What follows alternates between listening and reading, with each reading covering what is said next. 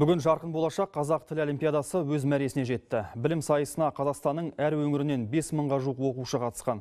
Аудандық облыстық байқаудан жеңіп шыққан 171 жас талант республикалық олимпиадаға қатысуға жолдама алды. Талантты оқушылардың қабілетін шыңдайтын жарқын болашақ республикалық КТФ қазақ тілі олимпиадасы 4 айға созылды. Тартысты сайыстың жеңімпаздары бүгін марапатталды. Кеште ақтық сынға сүрінбей жеткен дарынды жастар мен өзге ұлт өкілдері өнерлерін көрсетті.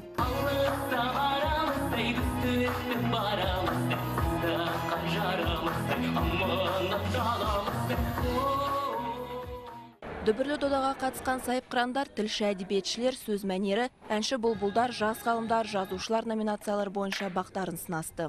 Өзге олимпиададан ерекшелігі, бұл жерде балдарымыз 8 қырлы, 1 сырлы демекші. Балдарымыздың мәнерлеп оқуын, қазақша ән айтуын, қазақша шығармашылық жұмыстарын қалай айналысады, ғылыми жоба қазақша қалай қорғалады.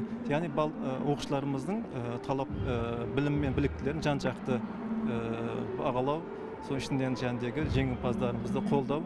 Жарқын болашақ жастарға жол ашты. Білім және ғылым министрлігі мен КТФ халықаралық қоғамдық қорының ұйымдастыруымен өткен биылғы сайыстың басты ерекшелігі жеңімпаз атанған 11-ші сынып оқушыларына 29 грант ұсынылды. Енді олар еліміздің беделді университеттерінде білімін шыңдайтын болады. Мен әлі түсінбей тұрмын бірінші орын алғанымды. Осы бірінші орында өте қатты қаладым. Өйткені мен қазақ тілін 2 жасымнан бастап білемін. Кеш соңында еліміздің жарқын болашағы үшін аянбай қызмет етіп жүрген Білім және ғылым министрлігі мектепке дейінгі және орта білім беру басқарма басшысы Жаңыл Жонтаева, Балапан арнасының директоры Ләйлә Сұлтанқызы және Қазақстан телерадио корпорациясының басқарма төрағасы Нұржан Мұхамеджанова, Фариза Оңғарсынова атындағы арнайы сыйлығымен марапатталды. Мәдина Мұқанова, Ләззатбек Тас, Қуаныш Абуов, Қазақстан ұлттық арнасы.